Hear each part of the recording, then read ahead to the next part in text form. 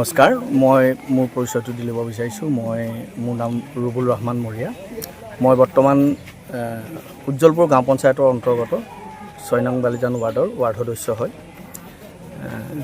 এটা দুখৰ বিষয়, সংবাদ মাধ্যমৰ যোগেদি মই মাননীয় মুখ্যমন্ত্ৰী মহোদয় আৰু লখিমপুৰ সমষ্টিৰ সন্মানীয় বিধায়ক মানৱ ডেকা ডাঙৰীয়ালৈ মই বিশেষ এটা অনুৰোধ কৰিব বিচাৰিছোঁ। আমাৰ লখিমপুৰ জিলাখনত প্ৰায় 6টা জেগাত আমাৰ মৰিয়া সম্প্ৰদায়ৰ লোক আছে, খুব এমুঠিমান লোক আছে। ইয়াৰ ভিতৰতে আমাৰ বালিজানত প্ৰায় 320টা পৰিয়াল আছে। কদম পঞ্চায়তৰ অন্তৰ্গত জালুৱা বস্তিত প্ৰায় 55ৰ পৰা 60 ঘৰ মানুহ আছে। তেনেকৈ আপোনাৰ কদম টেঙা বস্তিত 60ৰ পৰা 70 ঘৰ মানুহ আছে। আৰু ঢকুৱাখানাৰ সমষ্টিৰ অন্তৰ্গত মানিকপুৰ গাঁৱত 70ৰ পৰা 80টা পৰিয়াল আছে। আৰু আমাৰ লখিমপুৰ চিডি ৰোড আৰু নকাৰী তাত আমাৰ 50টা পৰিয়াল, 60টা পৰিয়াল এনেধৰণে দুটা জেগাতে আছে। আমি ইতিমধ্যে আমাৰ বালিজান ৱাৰ্ডত, বিশেষকৈ মোৰ নিজৰ ৱাৰ্ডত জাননী আহিছে। খুব লাজো পাইছোঁ, দুখো লাগিছে। ইয়াৰ কথাটো হ'ল কি, আমি যিহেতু খিলঞ্জীয়া মুছলমান হিচাপে, খিলঞ্জীয়া মৰিয়া হিচাপে আমি নিজকে লজ্জা অনুভৱ কৰিছোঁ, যিহেতু আমি অতি পুৰণি জনগোষ্ঠী হয়। আমালৈ জাননী আহিব নালাগিছিলে, তথাপিও কি কাৰণত আহিলে নাজানো। ইয়াৰ পৰাই সংবাদ মাধ্যমৰ যোগেদি আমাৰ বিধায়ক মহোদয়ক মই বিশেষভাৱে অনুৰোধ কৰিছোঁ, আপুনি এই মানুহখিনি এটা চোৱাৰ ব্যৱস্থা কৰক। মাননীয় মুখ্যমন্ত্ৰী মহোদয়কো আমি অনুৰোধ জনাইছোঁ যে আপুনি মানুহখিনি চালি জাৰি চাওক। চৰকাৰীভাৱে যিটো বিগত চৰকাৰৰ দিনত এটা 150 কোটি টকা ধাৰ্যও কৰিছিলে যে অসমীয়া খিলঞ্জীয়া যিখিনি মানুহ আছে, খিলঞ্জীয়া মানুহখিনিক এটা জৰীপ কৰাৰ যিটো ব্যৱস্থা কৰিছিলে, সেই জৰীপটো যদি কৰি ল'ব পৰা যায়, তেতিয়াহ'লে মানুহখিনি তথ্য সহকাৰে সকলোখিনি ওলাই পৰিব। এতিয়া আমি ভাবোঁ যে যিখিনি খিলঞ্জীয়া মানুহ আছে, যিখিনি ভূমিপুত্ৰ, ক'তো অন্য কোনো আমাৰ দেশ বা ৰাজ্য তেনেকুৱা কোনো নাই। আমি অসমৰে মাতৃভূমি, অসমেই আমাৰ একমাত্ৰ স্থল, ইয়াৰ বাহিৰে বিকল্প নাই। আৰু মানুহখিনি বিশেষকৈ ভূমিহীন মানুহখিনি কষ্টৰে চলি আছে। কোনোবাই বাঁহ বিকিছে, কোনোবাই খৰি বিকিছে, তেনেধৰণে চলি আছে। ক'ৰবাত যে একঠা মাটি কিনিব তাৰ কোনো ব্যৱস্থা নাই।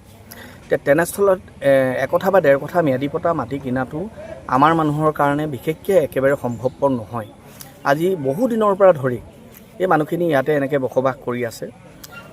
আমি চৰকাৰলৈ, বিশেষকৈ মাননীয় মুখ্যমন্ত্ৰী, বিধায়ক মহোদয়কে ধৰি সকলো মন্ত্ৰী বিধায়কলৈ আমি অনুৰোধ জনাওঁ যে আপোনালোকে সকলোৱে এই কথাষাৰ অকণমান হৃদয়ংগম কৰক, যাতে মানুহখিনি বিপদৰ পৰা ৰক্ষা পাব পাৰে।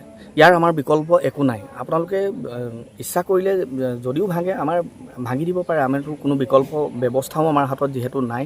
আমি চৰকাৰী মাটিত বসবাস কৰি আছোঁ, এইটো আমি দুখিত। কিন্তু কিয় কাৰণে চৰকাৰী মাটিত বসবাস কৰি আছোঁ? চৰকাৰী মাটিত বসবাস কৰাৰ মূল কাৰণটো হ'ল যে আমি ভূমিহীন মানুহ।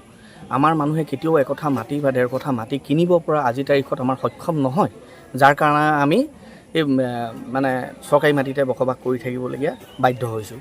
তো ইয়াৰ যদি কিবা ব্যৱস্থা থাকে, চৰকাৰৰ হাতত যদি কিবা ব্যৱস্থা থাকে, মাটিৰ যদি কিবা ব্যৱস্থা তেওঁলোকে কৰিব পাৰে, নিশ্চিতভাৱে আমাক খিলঞ্জীয়া মানুহখিনিক অকণমান সহায় কৰিব বুলি আমি অনুৰোধহে কৰিব পাৰোঁ। ইয়াৰ বাহিৰে আমাৰ বিকল্প একো নাই। এই ক্ষেত্ৰত ক'বলৈ গ'লে প্ৰায় 1930 চনৰ আগৰ পৰাই যিহেতু আমাৰ ইয়াত মানুহখিনি বসবাস কৰি আছে, যিহেতু খুব কম আছিলে, 10 ঘৰ বা 12 ঘৰ আছিলে। আমাৰ যোৰহাট আৰু শিৱসাগৰ এইখিনি জেগাৰ পৰা, গোলাঘাট, যোৰহাট, তাৰ পৰাই মানুহখিনি উঠি এঘৰ দুঘৰকৈ আহি আজিৰ তাৰিখত 320 ঘৰ মানুহ আহি ইয়াত হৈছে। আৰু সতি সন্তানো লাহে লাহে হৈ আহিছে। আৰু আমি চৰকাৰৰ প্ৰত্যেকটো নীতি আমি সমৰ্থন কৰি আছোঁ, আৰু আমি ভৱিষ্যতলৈও সমৰ্থন কৰি যাম। এইটো আমি কিবা পাবৰ কাৰণে কৰা নাই। চৰকাৰে যিখিনি এতিয়া বৰ্তমান UCC আনিছে, তাতো আমাৰ সম্পূৰ্ণ আমি কেইবাখনো সভা পাতি আমি UCCও সমৰ্থন কৰি আছোঁ। আমিও বুজি পাওঁ যে এটা পৰিয়ালত যদি 2জন সন্তান থাকে, তেতিয়াহ'লে সেই সংসাৰখন বা সেই ঘৰখন অতি সুন্দৰ হৈ পৰে, ভৱিষ্যতলৈ ল'ৰা ছোৱালীখিনি শিক্ষিত হৈ উঠিব পাৰে। তো এই ক্ষেত্ৰত আমি সকলো ক্ষেত্ৰতে যিহেতু আমাৰ চৰকাৰৰ লগত সমৰ্থন আছে, মই নিজে যিহেতু ভাৰতীয় জনতা পাৰ্টীৰ সমৰ্থিত এজন ৱাৰ্ড সদস্য হিচাপে মই যিমান পাৰিছোঁ সজাগতা সভা সৃষ্টি কৰি সকলোকে বুজাবলৈ চেষ্টা কৰিছোঁ। আৰু পৰৱৰ্তী সময়তো আমি সদায় চৰকাৰৰ লগত আছোঁ আৰু থাকিম, ভৱিষ্যতলৈও চৰকাৰৰ লগতে থাকিম বুলি আমি প্ৰতিশ্ৰুতিবদ্ধ হৈ আছোঁ।